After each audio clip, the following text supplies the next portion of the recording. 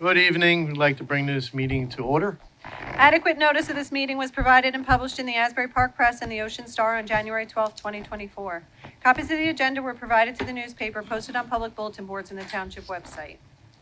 Thank you. Roll call. Councilman Albanese. Here. Councilwoman Pontoriero. Here. Councilwoman DeYoung. Here. Councilman Feynman. Here. Councilwoman Travers. Here.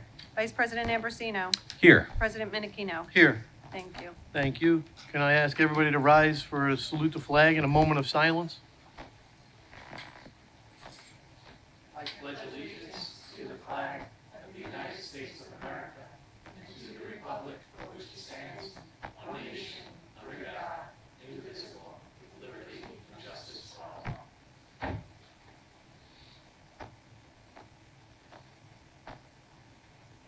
Thank you.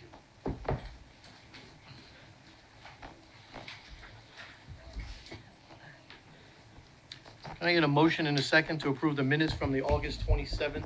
Motion. Second. Ooh. Roll call. Councilman Albanese. Yes.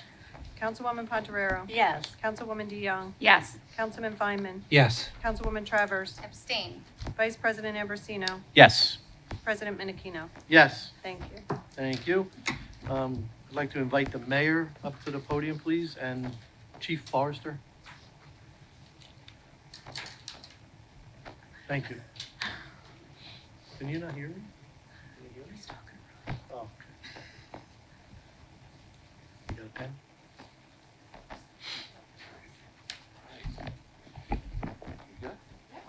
All right. Good evening. Tonight we are here to swear in Police Officer Jessica Campana. She's joining a department proud of its history, achievements, and values. We strive for excellence, innovation, and collaboration. Our officers foster community engagement. They support, mentor, and learn from each other to provide the professional services our community deserves. The journey here hasn't been easy, and the road ahead won't be either. You'll need the support of your family, friends, and coworkers more than ever. Remember the oath you will take tonight. Live by the law enforcement oath of honor. Never betray your integrity, character, or public trust. I wish you the best in your journey and welcome you to our family. Thank you, Mayor Crate, the council, and the business administrator for continually supporting our department and mission to keep Brick Township safe. Thank you. Jessica, your family?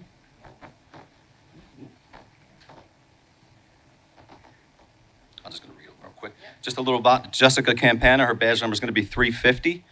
Officer Jessica Campana is a lifelong resident of Brick Township. She graduated from St. John Vianney High School in 2019. She then attended Gettysburg College and graduated in 2023 with a Bachelor of Arts in Sociology. Officer Campana started her law enforcement career with the Point Pleasant Beach Police Department as a parking enforcement officer and then a Class 1 special. In December of 2023, she was hired by the Ocean County Sheriff's Department. She graduated from the Ocean County Police Academy in May of 2024, and Jessica is accompanied by her mother, Chris Ann, and her father, Michael Campana.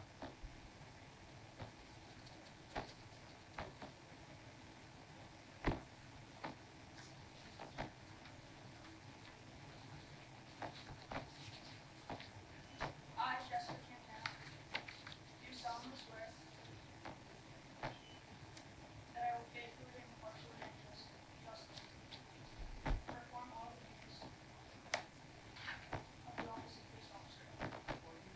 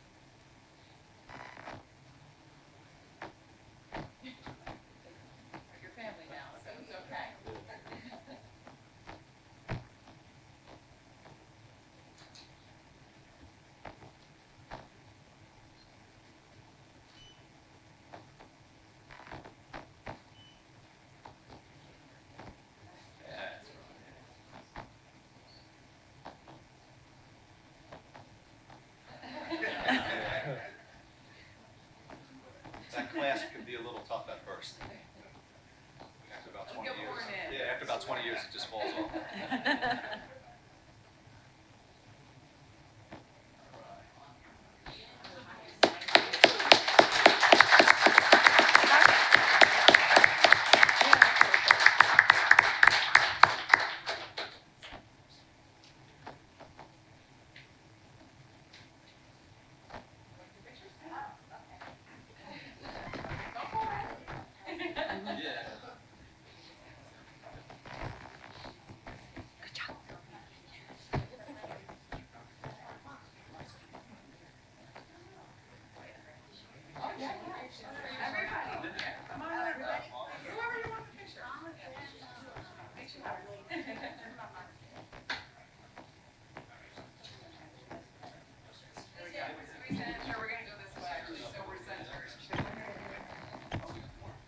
She does, right?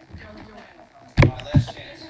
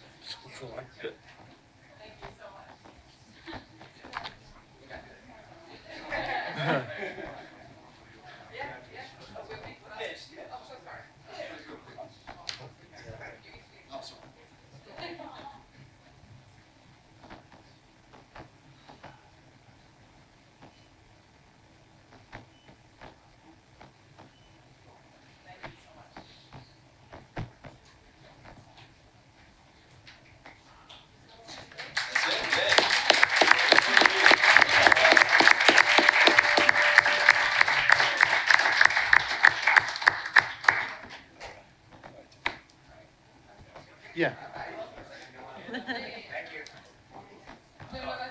Okay.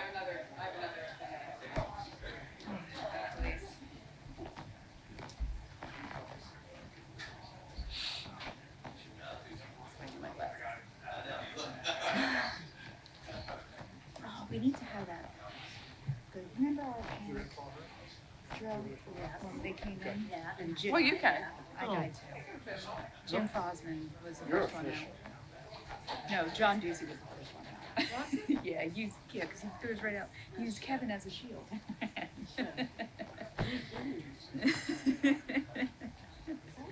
He ended up back over here before we got even halfway there. All right.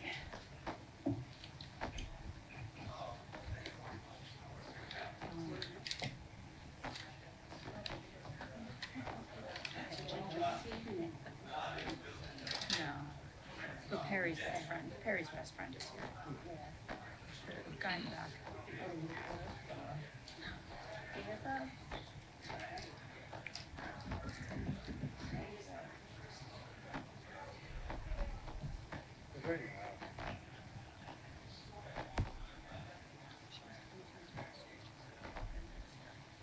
All right, we'd like to continue now. We have one more presentation this evening, and for the presentation, I'd like to call up Marguerite Weiss, and if you'd like to come up.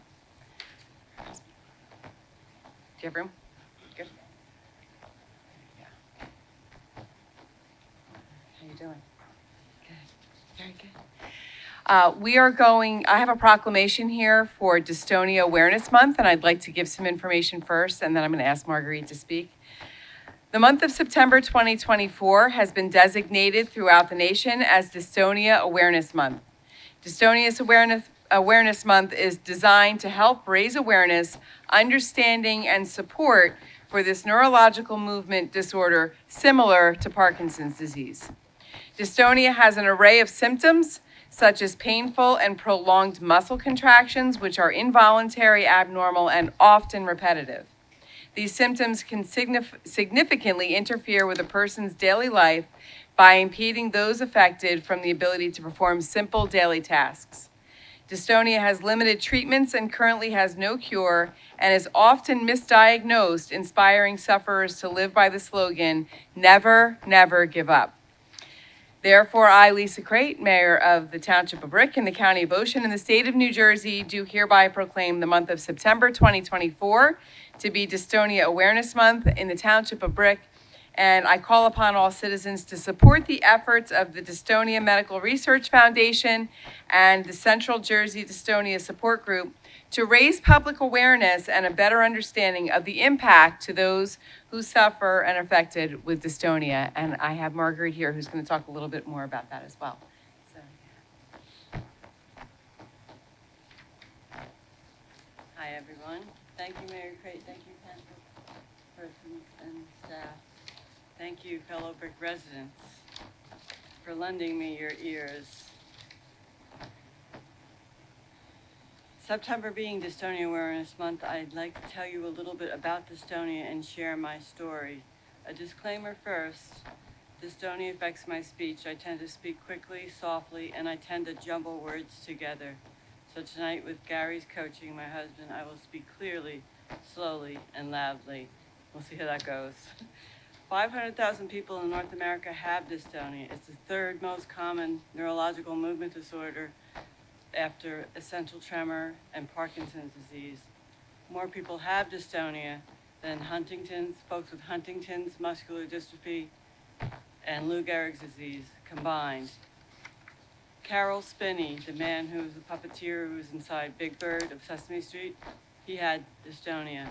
He died of complications caused by the disease. Keith Emerson of the 70s moldy oldie rock and roll band, Emerson, Lake and Palmer, he had dystonia, and he took his own life. The band was planning a world tour, and his wife claims that he was so overwhelmed with depression and anxiety about facing the possibility of not being able to perform that he ended it. Poster child for Parkinson's disease, Michael J. Fox, he has dystonia, as do 30% of people with Parkinson's disease. You see him yearly at the New York City Dystonia Walk. He's a great advocate for dystonia as well. Recently, his foundation collaborated with Bachman Strauss Dystonia Foundation in an effort to alleviate and improve conditions for dystonia people. The reason little or nothing is known about is dystonia because it is misdiagnosed and not diagnosed. In my experience, I've been having back issues since my early 20s and went to doctors, chiropractors, acupuncturists, orthopedists, and finally in 2012, I think it was, I was referred to a neurologist by an orthopedist, and he said, you got dystonia, and I'm like, oh my gosh, it's not all in my head. And then in 2014, after doing a bunch of different kind of medication, none of it alleviated my symptoms, and they all made me tired. I was referred to a dystonia specialist at Mount Sinai with more meds, Botox with sonograms, longer needles, larger bore. Nothing worked. So I became a candidate for DBS, deep brain stimulation. After those 4 years of living with dystonia, my posture was, I have torsion dystonia of the torso. I was kind of like this, and I spent 2 years in a wheelchair. So when I became a candidate for DBS, I said, sign us up. So the only question I had for my neurosurgeon is, what's prognosis? And he said, there's 70% chance of some kind of improvement in my particular case. And Gary's only question was, well, how many of these have you done? And he's done over 900. That was back in 2016. I had my first surgery in 2016. The first implant electrode goes in my head, and the lead is coiled up and left there under the scalp. A month later, the second implant and coiled up under the scalp. 2 weeks later, pockets for my batteries, and the batteries are inserted in the leads where the wires are pulled down and connected. Then a month later, I was turned on and programmed. And I left his office in a wheelchair, but the next morning I woke up, opened my eyes, put my feet on the floor, and walked across my living room for the first time without grabbing onto the furniture. And I just sort of rolled around the walls on the exterior of the house to get around. That was in 2016. 3 years later, I needed new batteries. And the option was offered to me that I could get rechargeables. So in 2019, I got rechargeable batteries, which is what that thing over there is for. So I have to, may I see my remote? Sure. This is my remote that I use to turn myself off for EKGs or other surgeries. I have a conditional MRI. I need to call Medtronic and make sure that they have the right machines so the magnets don't mess with the batteries or my body. And this is my charger. I have to do this every 3 days or so to keep upright and walking. And I have to stick it here, turn it on, and it's about an hour on each side. This is much better than they used to have, harnesses and things, and I have more free mobility. But still, you know, I don't want to be near water, and if I bend over, it falls down. If I get like good reception on my antenna, I just want to stay still and just get it over with. So I do that every few days. But I still have dystonia. I have trouble, as I said, with my speech, writing. Everything seems to have become smaller.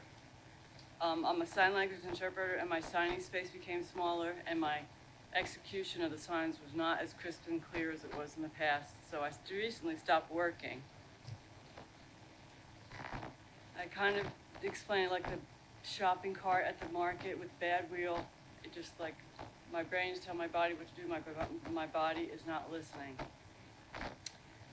But I'm one of the lucky ones because the effectiveness of all kinds of medication vary, and the effectiveness of DBS, deep brain stimulation, for folks with dystonia is just under 50%.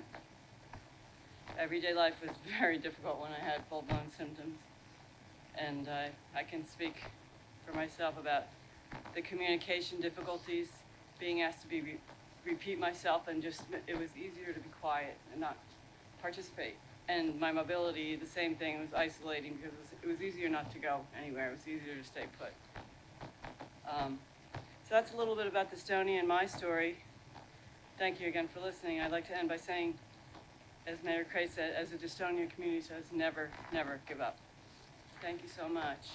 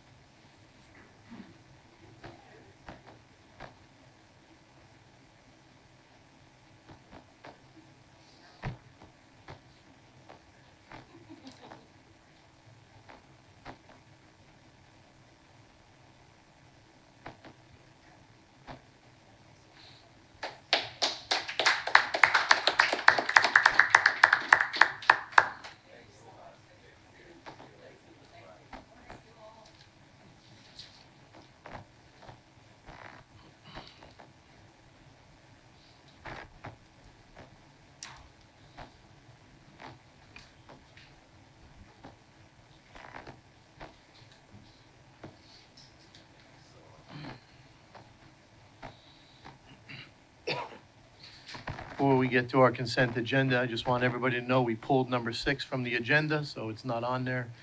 And that brings us to our consent agenda. All matters listed under item consent agenda will be enacted by one motion in the form listed below. If discussion is desired on any item, this item will be removed from the consent agenda and will be considered separately. Thank you. 4-1. Authorize amendment to 2024 capital budget. Councilwoman DeYoung. Thank you. This resolution authorizes an amendment to the 2024 capital budget to finalize the insertion of capital projects the township intends to complete this year. The 2024 capital budget totals $10 million. At the outset, the total request for capital funds exceeded $20 million, but the department has worked hard to back into manageable numbers. Highlights of the 2024 capital budget include improvements to Brick Beach 3 concession building, Year one of our park safety surface replacement program, with 3D Park scheduled as the first priority for 2024, a high water response vehicle for the police department, remounting 2 ambulances, cameras and lights at Pinewood Park, a side-arm garbage truck and rear-loading garbage truck for DPW, and funds toward the permitting and design of DPW Public Works Master Site Plan. This year's capital budget also includes $75,000 for design costs for a new public safety building that the township would like to build on the barrier island. The new building will house the police department, including the summer crossing guards, EMS, and the fire department. The capital budget also includes $3 million in upfront costs to begin the dredge marshland restoration project. Thank you. 4.2. Authorize bid for 2024-2025 temporary sand fencing. Councilwoman Travers. Thank you, Council President. This resolution authorizes the bid for temporary sand fencing. The project consists of the installation of sand fencing, a minimum of 15 feet from the base of the existing dune, and construction of overlapping fence openings for access points.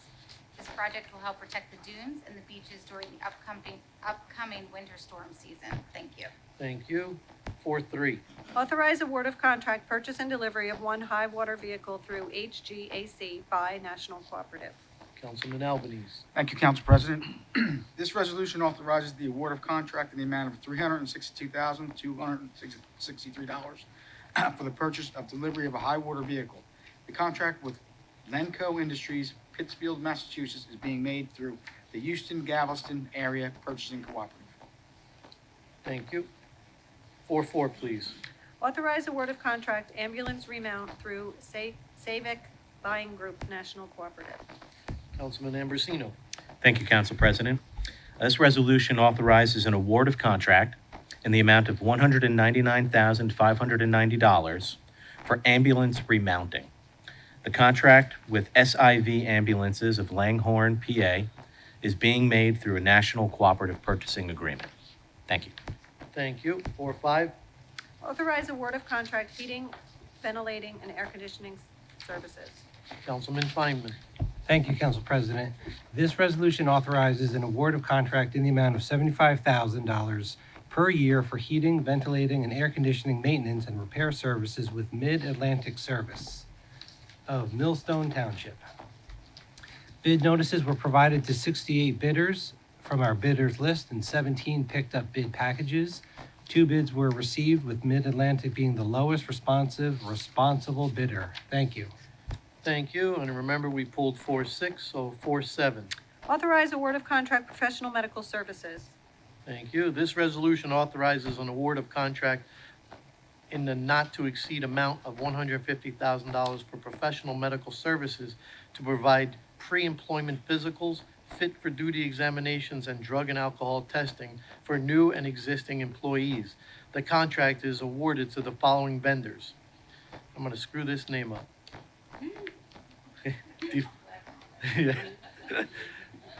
Yeah, it's just how I go.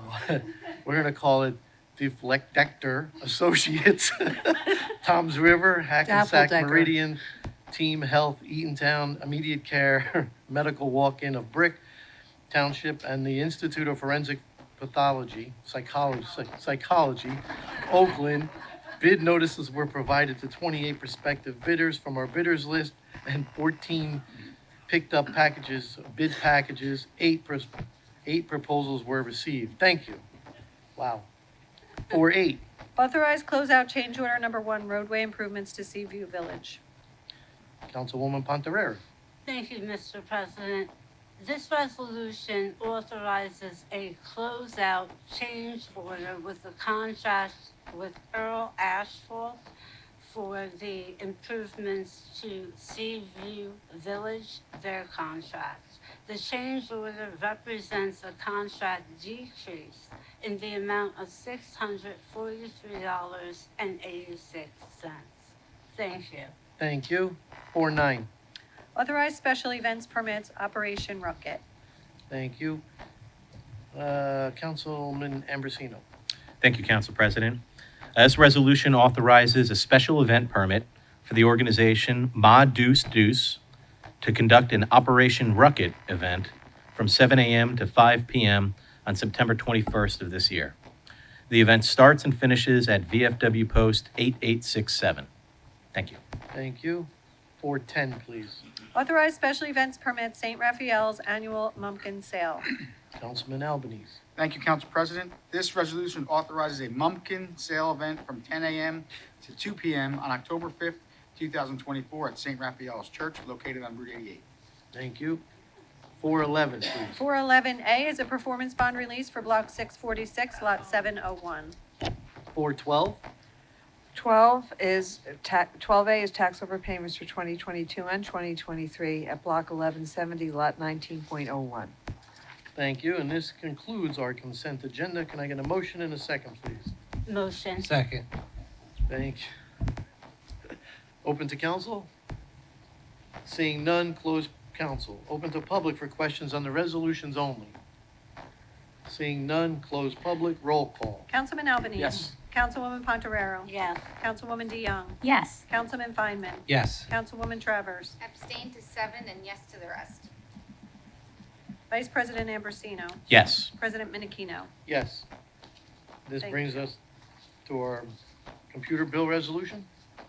Be it resolved by the Township Council of the Township of Brick that the following bills be paid and that the mayor and clerk be and are hereby authorized to draw orders on the treasurer for the amounts of the same. Computer bill resolution in the amount of $1,888,720.93. Thank you. Can I get a motion and a second, please? Motion. Second. Second. Thank you. Open to council. Seeing none, close council. Open to public for questions on the computer bill only. Seeing none, close public. Roll call. Councilman Albanese. Councilwoman Pontarero. Yes. Councilwoman DeYoung. Yes. Councilman Feinman. Yes. Councilwoman Travers. Yes. Vice President Ambrosino. Yes. President Menachino. Yes. Thank you. This brings us to our manual bill resolution. Be it resolved by the Township Council of the Township of Brick that the following bills be paid and that the mayor and clerk be and are hereby authorized to draw orders on the treasurer for the amounts of the same. Manual bill resolution in the amount of $2,052,901. Thank you. Can I get a motion and a second? Motion. Thank you. Open to council. Seeing none, close council. Open to public for questions on the manual bill resolution. Seeing none, close public. Roll call. Councilman Albanese. Yes. Councilwoman Pontarero. Yes. Councilwoman DeYoung. Yes. Councilman Feinman. Yes. Councilwoman Travers. Yes. Vice President Ambrosino. Yes. President Menachino. Yes. Thank you. Thank you. And this brings us to an ordinance on first reading. There is no public hearing on the first reading. Mayor? Well, don't she, doesn't she have to read the? Yeah, I'm going to read Oh, it I'm first. sorry. Sorry, it took me a second to get to find it. Bond ordinance providing for the acquisition and purchase of real property for the open space preservation purposes by and by the Township of Brick in the County of Ocean, State of New Jersey, appropriating $930,000 therefore, and authorizing the issuance of $883,500 in bonds or notes of the township to finance part of the cost thereof. Thank you. Thank you. Mayor? Thank you. The Brick Open Space Saver Committee, I'm very proud to be a part of, that was started by Mayor Ducey, has recommended the acquisition of currently vacant land located at 2416 Hooper Avenue in the amount of $930,000 for open space and conservation purposes. The township has advised the NJDEP Green Acres Program of the acquisition and expects to receive funding to help offset the acquisition costs. I just want to say that this group works very hard. We meet monthly, and we actually go out and look at properties together, and they're very involved also with our pickup brick to make sure that these properties stay clean and green for our township. So happy to announce this, and thank you very much. Thank you. Can I get a motion and a second? Motion. Second. Thank you. Open to council. Seeing none, close council. Roll call. Councilman Albanese. Yes. Councilwoman Pontarero. Yes. Councilwoman DeYoung. Yes. Councilman Feinman. Yes. Councilwoman Travers. Yes. Vice President Ambrosino. Yes. President Menachino. Yes. Thank you. Thank you. And this brings us to public comments. Please note that each person addressing the council during any section of the meeting during which public comment is permitted shall limit his or her remarks to 5 minutes pursuant to Brick Township Administrative Code, Section 2-33B. Thank you. Anybody from public, please? Yes, Mr. Sluka.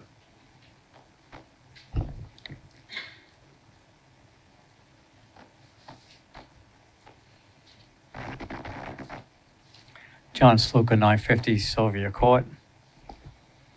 I'll read my note that I sent about a week ago. Dear Mayor Crate, it dated September 6th, so. Council President Vincent Manichino, all councilmen, councilwomen, residents, and workers of BRIC. The destruction of the environment around the Garden State Parkway happened about 12 years ago. The toxins flowing off the Garden State Parkway without regard to the seniors, the workers, and youth of the area. The New Jersey Turnpike Authority commissioners destroyed the lives of hundreds of residents, if not thousands of residents. The New Jersey Turnpike Authority commissions destroyed the environment near and on the Garden State Parkway. Mayor Crate will be meeting with the New Jersey Turnpike Authority officials at 10 a.m. on September 18th in Evergreen Woods Clubhouse. The New Jersey Turnpike Authority commissioners have fought the citizens who live near the Garden State Parkway concerning the health of the children, seniors, and residents for quite a long time.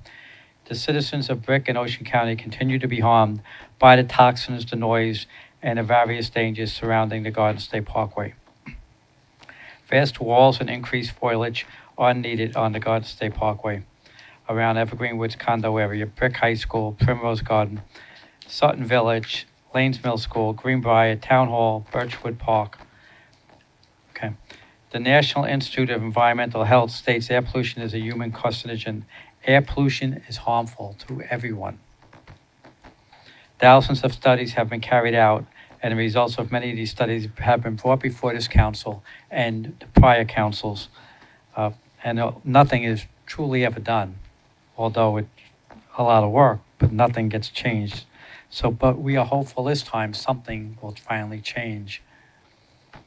Over the past many years, trees have fallen on the Garden State Parkway property, and planted trees on the Evergreen Woods Condo Association lands have not grown to the promised height or width.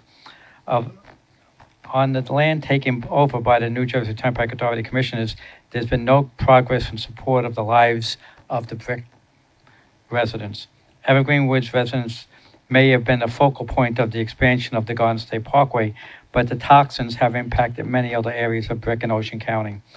The people of Evergreen Woods, Brick High School, Lanes Mill School, Greenbrier 1 and Greenbrier 2, Briar Mill, Birchwood, Cherrywood, the library and town hall have been suffering for years, although maybe they haven't really noticed it, but it impacts their lungs eventually.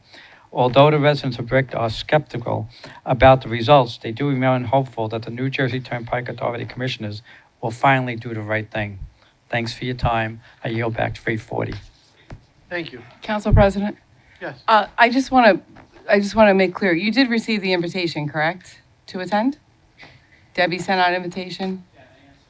Okay, okay, because you just said I was going to meet, but I did send an invitation out. And you? Yeah, okay, I just wanted to make sure that the public knew it wasn't just me hanging out with you're going to be there, if you were invited, Mr. Brill was invited. Well, that's when I had the, yes. Okay. Excellent. Well, I'm glad to, I hope to see you there. Yeah, okay. Anybody else from public? Yes, sir.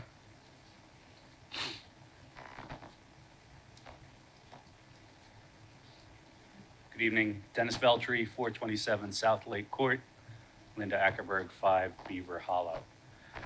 Just wanted to take a minute to discuss what we think is a serious safety issue here in the town, which is an epidemic of people running red lights.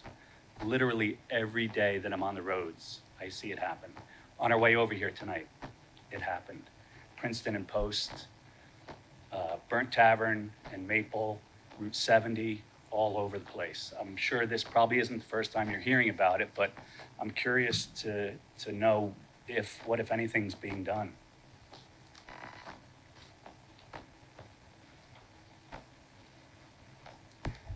So we'll certainly pass along your concerns to the police department so that they, I'm sure, do selected enforcement, and that's part of what they do when they're out on the road all the time. So we'll share your concerns with the police department. They're the most Is there appropriate. I know that they had red light cameras a while ago.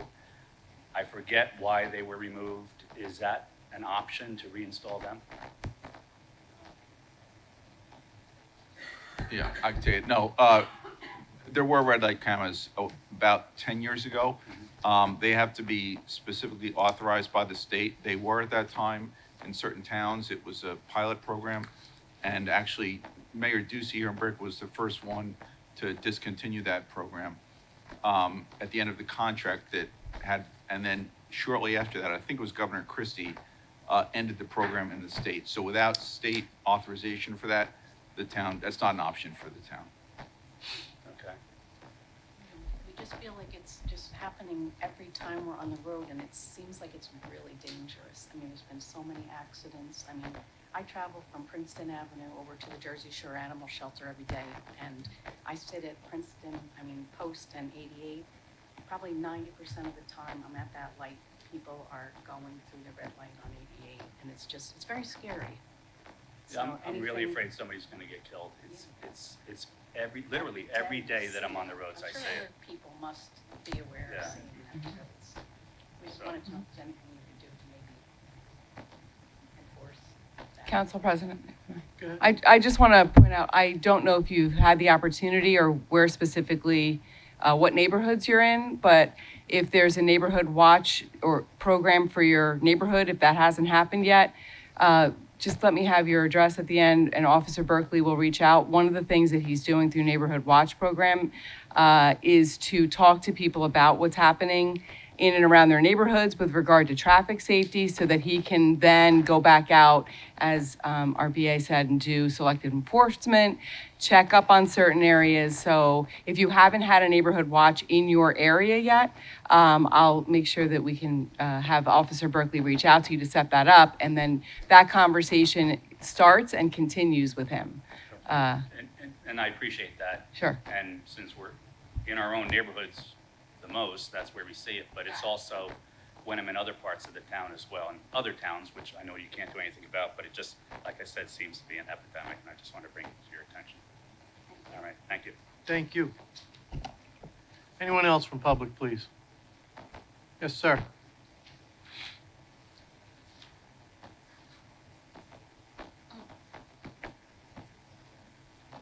Bob Manliano.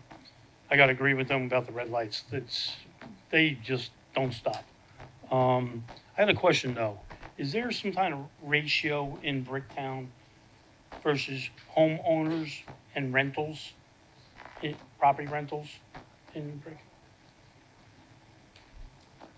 I'm just trying to see if there's a ratio that, 50% is rentals and 50% is actual homeowners. I'm just trying to see, is there any type of ratio, or is there any type of a law that, Maybe go on the only cen- 20% of maybe go on Bricktown the, could be, go on the census data that was just done in 2020, and you can find it out. right, so that would tell you there's no It cap might, of I rentals. won't, I don't know for sure, but the census data shows breakdowns, all kinds of breakdowns, so I would start there. Right, so there's no law that only 20% of the property can be rented in Bricktown or something like that. No, the township cannot regulate how much property can be rented and how much cannot. The state can't regulate that. That's just basic property rights. If people want to rent out their homes, they're permitted to. Okay, so Bricktown can have 50% rental and 50% actual owners. Town can, any town in the state can. Could have 100% rentals, could have 100% Okay, home ownership. It's just, I was just, questioning. right. All right, thank you. Understood. Thank you, sir. Anybody else from public, please? Seeing none, close public. Mrs. Bergen? I would just like to congratulate our new police officer, and also wish Councilwoman Pontorero an early happy birthday. Mayor? Yes, thank you. I also, happy birthday, day early.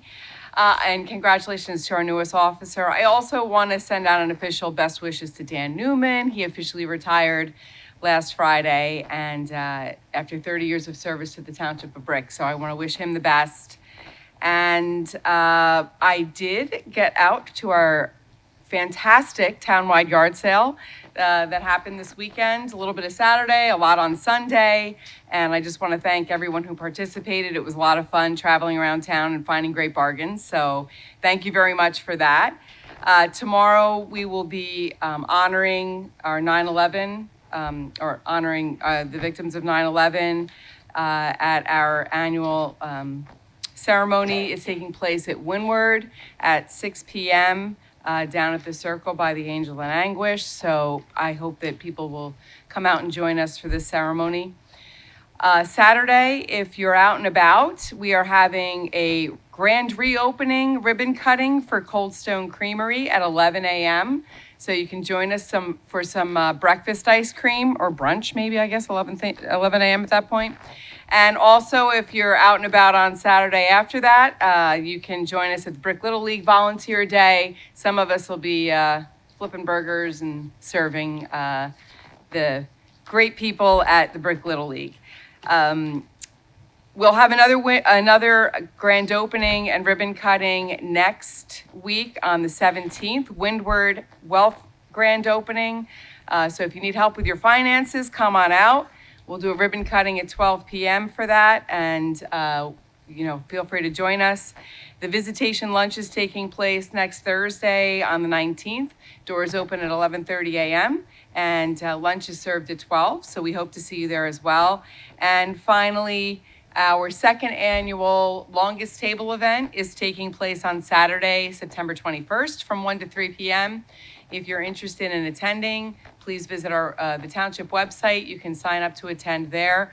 We have a nice crowd attending of all different ages and areas from town, and we have some business owners that will be joining us. And I want to thank right now first the hospital here in the town. They are providing all of the food for the event, and also Willow Springs. I said the wrong thing last time. Willow Springs is going to be getting all of the beverages and desserts for the day. So thank you to those two establishments and businesses for helping us out with that.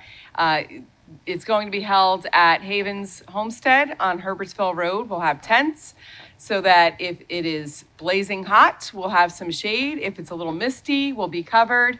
And if there should be a torrential downpour, I'm not counting on that, but if there is, the event will still take place, but we will be moving it inside to Civic Plaza, and anyone that has signed up to attend will receive notification letting them know so. But otherwise, we hope to see you at Havens Homestead in Herbertsville on the 21st from 1 to 3 for our second annual Longest Table. Thank you.